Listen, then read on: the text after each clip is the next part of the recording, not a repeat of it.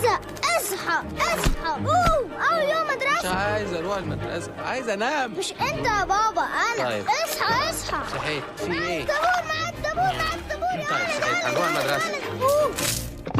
نيمو اول يوم مدرسة. نيمو ما تحركش ولا حركة. قوم ياض منك ليه على المدرسة، عندكم حفل. هعد من 1 ل3 تكونوا قمتوا ولبست. 1 2 3. عد من 1 ل150. المدرسة قربت ومش عارفة تعملي ايه؟ انتي مامي جديدة واول مرة ابنك هيروح المدرسة وخايفة جدا عليه ومرتبطة بيه، او حتى مش اول سنة وعايزة تهيئي اولادك للمدرسة وجوها من غير مشاكل كل سنة. تابعيني. طيب،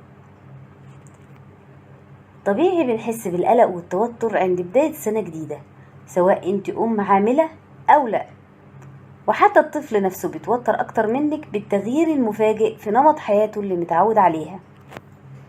كمان اللف وشراء الطلبات والسبلايز واللازم منه.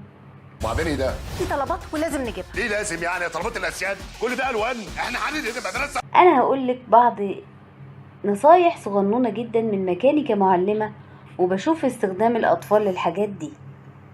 باقي شهر على المدرسة، نبدأ بنشاط ونجهز نفسنا. يا رب صبحنا وربحنا وبين عبادك ما تفضحنا، ارزقنا يا رب. اولا قبل ما ننزل نشتري نعمل جرد بكل الحاجات اللي عندنا، الهدوم اللي لسه قدهم واللي صغرت، كل الحاجات والتفاصيل الصغيرة، الشرابات والاندر شيرت، كل حاجة، ونشرك اولادنا معانا طبعا. وبعد كده نكتب كل حاجة عايزينها في قائمة، ولما ننزل نشتري نلتزم بالقائمة دي عشان ما ننساش حاجة او الميزانية تخرم قبل ما نجيب كل طلباتنا. اشراك الاولاد في الحاجات دي بيخليهم يتحمسوا اكتر لبداية. طب يا بابا بقى يا السنة حبيبي الجديدة. يا نور عيني من جوه. دي بقى لستة الطلبات كلها. روح هاتها. لا ما اتفضل بص. روح هاتها. لا ما هروح اشتريها. روح هاتها. هتعمل ايه؟ اشتريها. بقول لك هاتها. انت بتتعب بالالفاظ يعني ولا ايه؟ طيب، حبة نصايح صغيرة عن الاشياء اللي هنشتريها.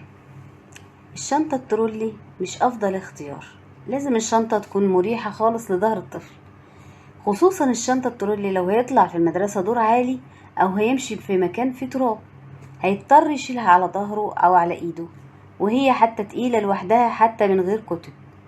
الفلاسك او الزمزمية افضل تكون معدن ويكون غطاها فيه فتحة زي كده علشان يصب منها من غير ما يشيل الغطا، لانه غالبا الغطا هيضيع. ويا سلام لو في كوباية بتركب فيها، وبلاش الاحجام الكبيرة، لو نص لتر كفاية، ويملاها لما تفضى تاني عشان ما تبقاش تقيلة عليه. محافظ ايه ده؟ محافظ على صحته. انت هتستهبل؟ يا فندم ده من نوع الوسواس اللي يغسل حاجه 30 40 مره كده قبل ما ياكلها. والله تعرف اللبن؟ اكيد عارفه. كان يقعد يدعك فيه كده تحت الحنفيه. ليه؟ لغايه لما الابيض اللي فيه ده يروح خالص. اللبس احسن حاجة يكون قطني ومريح وياخد حركة الجسم في الصيف، وبلاش اللبس المبالغ فيه في الشتاء عشان المدرسة ادفى من البيت، ولما بيتحرك بيزهق من كتر اللبس بتحسه بيتكتف.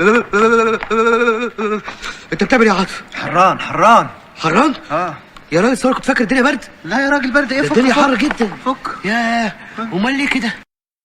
اللانش بوكس تكون ابسط حاجة تتفتح وتتقفل بسهولة علشان هيفتحها 60 مرة، لان الطفل في السن ده بتكون وجباته صغننة، بيشبع بسرعة وبيجوع اسرع. ده بالنسبة للاستعدادات المادية. خلينا بقى نشوف الاستعداد النفسي. ايه النهارده؟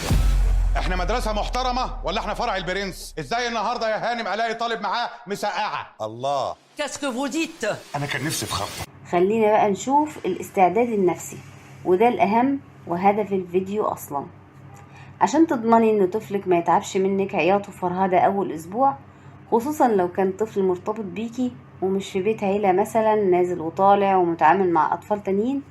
اولا واهم حاجة هنحكي للطفل ايه هيحصل بالظبط وهنكون صادقين معاه. هنروح سوا وهسيبك فترة تلعب شوية وتتعلم حاجات، وهرجع اخدك. ولازم القصة دي على مدار الشهر اللي باقي تكون اتقالت اكتر من مرة وفي اوقات لطيفة. اهم حاجة ليكي وللطفل نبدأ نعدل مواعيد النوم بالتدريج، ودي اكتر حاجة ممكن تخلي الطفل يكره المدرسة لو ما كانش شبعان نوم ومرتاح.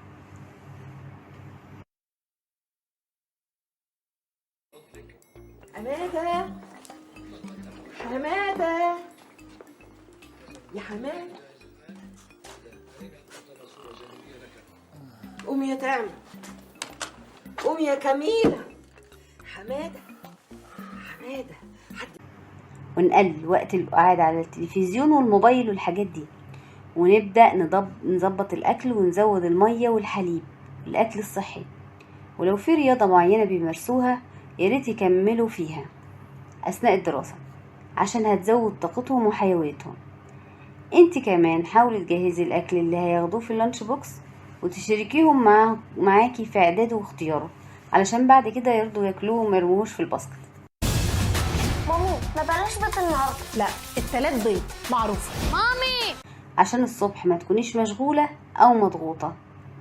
لو في فيتامينات ممكن تبدأي تديها علشان تزود التركيز والطاقة. لو في أنيميا طبعا عالجيها، أو ديدان ممكن ناخد جرعة قبل ما المدرسة تبدأ، عشان ما المدرسة هتبدأ وهيبدأ التعب.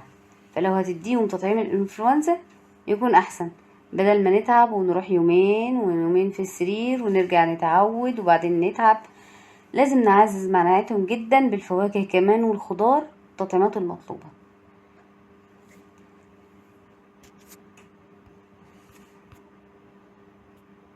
لا مؤاخذة، معلش احنا مضطرين نطعم كل اللي في البيت. نطعم ليه؟ فاكرنا صوماليين ولا نفر رجلينا على قفانا؟ يلا يا واد تتحرق المدرسة باللي فيها. الله جري يا صلاح، فاهم الان دي مجرد شكة ابن يا راجل. الله ما يصحش كده. اهدي يا ماما ما فيهاش حاجة. اهدى لغاية لما يشيلوا لنا كده. يلا امشي. كمان الشهر ده ممكن نبدأ نقرأ لأولادنا بعض القصص المصورة عشان يتعرفوا على القراية ويتعرفوا على الكتب وتبقى مصدر سعادة ليهم.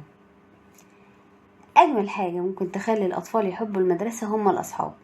فلو حضرتك عرفتي أرقام بعض الأطفال اللي هيكونوا مع طفلك في المدرسة واتفقتوا في الوقت اللي باقي تخرجوا سوا في مكان مفتوح يتعرفوا على بعض ويلعبوا سوا، هيفيدهم جدا إنهم يلاقوا وشوش مألوفة في المدرسة عشان ما يحسوش إنهم اتسابوا لوحدهم أو يحسوا بالغربة. أما نسيب الطفل في المدرسة أول أيام ياريت نروح بنفسنا نجيبه، وياريت أول ما الباب يفتح نكون قدامه وما نأخرش أبدا علشان الطفل يطمن ويحس بالأمان وصدق وعودك ليه. آخر نصيحة لينا، نظمي وقتك واشركي الأولاد في المسؤوليات معاكي حتى لو صغيرين. يرتبوا السرير، يملوا الفلاسك، يغسلوا اللانش بوكس، يجهزوا هدومهم اللي هيلبسوها، يدوروا على فردة الشراب اللي دايما ضايعة دي. الدراسية تمر بسلام، وكل سنة واحنا جميعا بخير.